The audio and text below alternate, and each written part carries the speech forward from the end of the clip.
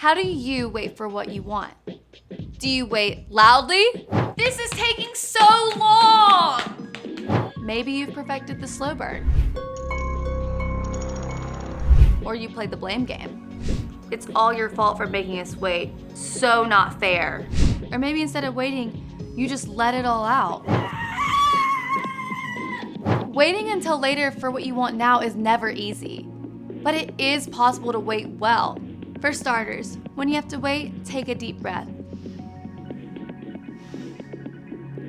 And another one. That lets your body know it's okay to chill out for a minute.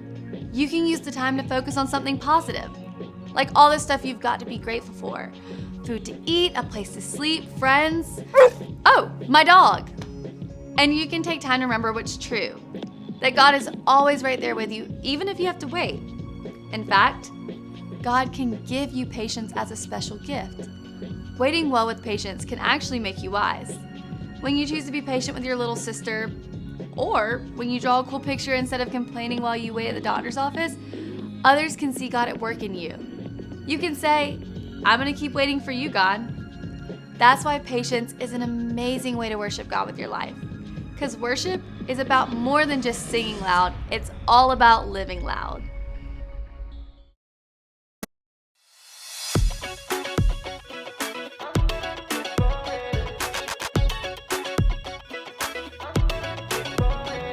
Your plans, your dreams are so much greater. Your time and you keep, it's always better. So when I'm feeling weak, your strength is always perfect. So I'm holding on, cause I know it will be worth it. So I'm waiting, I'm waiting, I'm gonna keep on waiting. With my whole side and you, God, I'm gonna trust in you. And while I'm waiting, I believe that you are never leaving me. I'm waiting, I'm waiting, I'm gonna keep on waiting for you. I'm gonna keep on waiting for you. I'm gonna keep on waiting. When you move, I'll move, and not a second sooner. Cause you're with me, it's true. I won't worry about the future. So when I'm feeling weak, your strength is always perfect. So I'm holding on, cause I know it will be worth it. So I'm waiting, I'm waiting, I'm gonna keep on waiting. With my whole side and you, God, I'm gonna trust in you. And while I'm waiting, I believe that you are never leaving me. I'm waiting, I'm waiting, I'm gonna keep on waiting for you. I'm gonna keep on waiting for you. I'm gonna keep on waiting. Don't wanna rush it, don't wanna jump too soon, no. My life I'm made for, I know I'm finding, yeah. So I'm waiting, I'm waiting, I'm gonna keep on waiting. With my whole side and you, God, I'm gonna trust in you. And while I'm waiting, I believe that you are never leaving me. I'm waiting, I'm waiting, I'm gonna keep on waiting for you. I'm gonna keep on waiting for you. I'm gonna keep on waiting.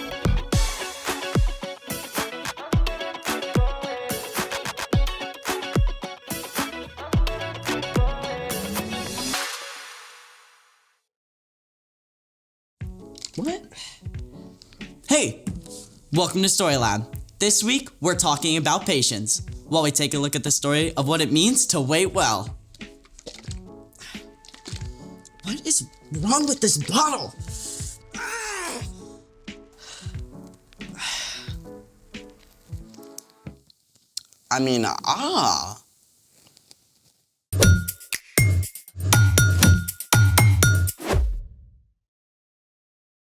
Hey, I'm Skylar. And I'm Sebastian, We're talking about patience.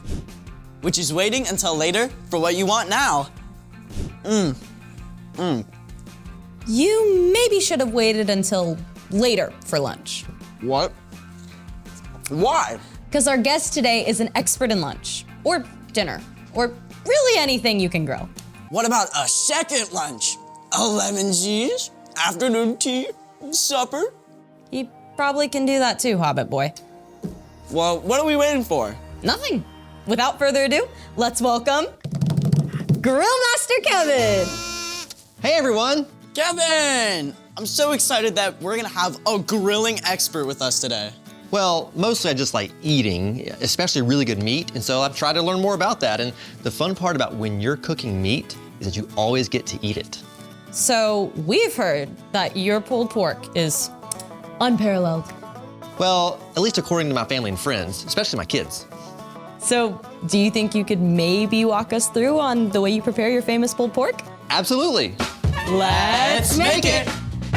All right, guys, first you need to trim up your pork shoulder and put a dry rub like all over it. Well, what does trim up mean? Well, trim up means when you buy a pork shoulder, it's gonna have a lot of fat on it. So you wanna trim off some of the fat because if you have too much fat, it's not gonna taste very good and it's probably not even gonna cook very well. So what is dry rub? Well, dry rub is what you use to season the meat and to make it taste good, and it can break down a lot of the fatty tissue inside. So you take the dry rub and you put it all over the meat. You wanna get the top, the sides, the bottom, everywhere, all around it. Put plenty of it on there until it's good, it's nice and covered. So then you wanna leave it in the fridge overnight, and then the next morning is when you start to prepare the smoker by starting some coals in your smoker, and then you gotta wait for that too to burn down and get ashy so you know the coals are ready. Now once those coals are ready, you wanna pick out some wood logs from the wood pile. Now this one right here, cherry wood, smell that. That smells really good. You can smell the cherries in it, really. And so you wanna have your wood logs nice and dry though, because if they're not dry, it's gonna give a lot of gross smoke and the meat's not gonna taste good. But for your wood to get ready, it's gotta wait outside in the elements for 6 months to a year so it can actually get dry. Now, that's a long, long wait. Yeah, that is. So you wanna add a few wood logs to the charcoal to start a fire in the smoking wood chamber. And then finally, you can take the pork shoulder out of the fridge and put it on the smoker grill. But you have to leave it on there for like 5, maybe 6 hours. But don't look at it, really, don't look at it. Why? There's a saying that says, if you're looking, you ain't cooking, which is true. When you open the lid, you release the heat on your grill, which can slow the cooking process. Now, after 5 to 6 hours, you can check the temperature to make sure that it's at least 165 degrees. After 5 or 6 hours. That's a long time. It is a long time, but we're still not done yet. Next, you pull it off, you wrap it in butcher paper or foil, and you put it back on the smoker for another 2, maybe 3 hours, or at least until the meat has reached a temperature of 203 degrees. Is it ready yet? I'm getting really hungry. It's not ready yet, nope. You take it off the smoker at that point. You wrap it in big towels and you put it inside a cooler and let it rest for about 2 more hours.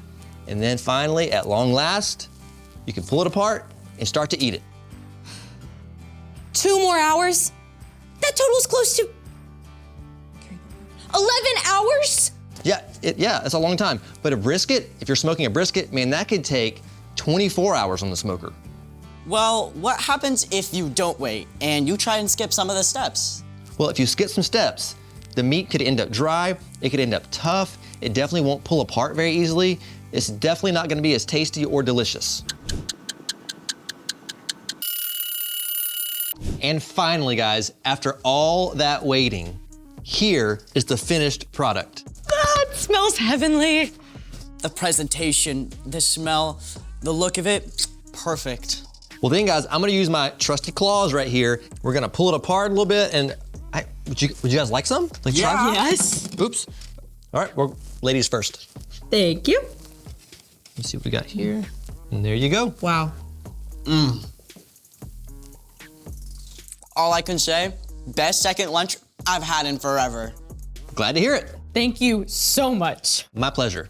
My stomach is so happy, I can't wait for dinner. Speaking of waiting, it's time for The story before the story. Today, we're in the book of Proverbs, which is a collection of wise sayings, many from King Solomon.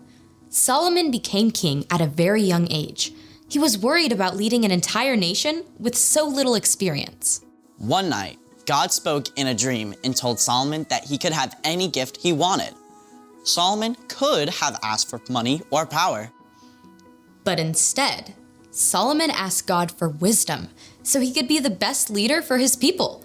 God listened and honored Solomon by making him the wisest man on earth. Many of the things Solomon learned were said and written down, together with other wisdom. The sayings, called Proverbs, are short sentences or stories that help people make wise decisions in their everyday lives. Which is where our story starts. Take it away. Hey everyone, I'm Erica, and today,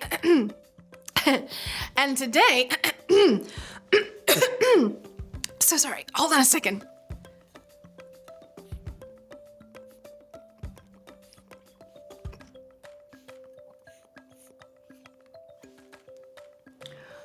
Whew. That's better. Thank you for your patience, which is actually what we're talking about today. In Proverbs, we find wisdom that can apply to every area of our lives, especially when we get frustrated or have to wait for what we want. Let's check out this awesome verse. Proverbs 14:29 says, "Anyone who is patient has great understanding, but anyone who gets angry quickly shows how foolish they are." Ouch! Let's break that down. Anyone who is patient has great understanding. Someone who has understanding makes wise choices. So, choosing patience can help you become a wise person. But let's look on that flip side. But anyone who gets angry quickly shows how foolish they are. Being foolish doesn't mean that you aren't smart. In fact, you could get 100% on every test and still make foolish choices when something makes you angry. Patience is a gift and skill that you can develop. It's all about choosing to respond instead of react. Think of it this way. Suppose a kid cuts ahead of you in line on the playground. If you choose to react without thinking first, you're probably going to shove back or yell at them, and we all know how that ends up. But if you choose instead to respond, you take a deep breath first, you think about what you're gonna say and do. You remember that you have the power to stop a fight rather than add to it. You might even make a quick silent prayer to God. Help! It's very silent. Then you choose to respond with patience and not shove back or yell. You can always tell a teacher if it keeps happening, but in the meantime, you stop a fight and you will still get a turn, even if you have to wait a little longer. In the Bible, we discover a lot of stories about patience. Stories about people who were super impatient, but also stories of people who learned patience through the tough work of waiting. Take King David. He waited more than 10 years from the time he was anointed as Israel's next king until he actually became king. And during most of that time, he was on the run. I keep my eyes always on the Lord. He is at my right hand, so I will always be secure. Or think about Joseph. He also waited years and years from the time his brothers sold him to be enslaved through unfair imprisonment to when he was released and put in charge of all Egypt. Joseph later told his brothers, "You intended to harm me, but God intended it for good." And finally, remember Jesus. Jesus chose to be patient at all times, both with his friends and family, who often misunderstood him, and with his enemies, who constantly tried to trick him. Jesus is a perfect example of patience, and David and Joseph can also show us what it looks like to wait well. Let's take one more look at our verse. Anyone who is patient has great understanding, but anyone who gets angry quickly shows how foolish they are. So, choose to take a deep breath, Choose to respond instead of react. Choose to do something creative or helpful with your time. And pretty soon, you'll discover what it looks like to wait well. The end. Gotta admit, I usually get it backwards. Speak first, think second. Yeah, for me, it's more about holding my tongue when I have to wait a long time, like on a road trip. Are we there yet? Hey, I am not the perfect model of patience either, but I can say that I'm growing. I'm more patient now than I used to be. So, what's our part in the story? Our role is to learn how to wait well. And there are lots of ways to do that. The first and best way to wait well is to ask God for help. Paul wrote that patience is actually a gift from God's Spirit. You can also wait well by finding something to do with your waiting time, like encouraging someone. You could even make the time go faster by building an awesome brick creation. Or surprising your mom by taking out the trash before she asks. Another great way to wait well is to make yourself take a couple of deep breaths.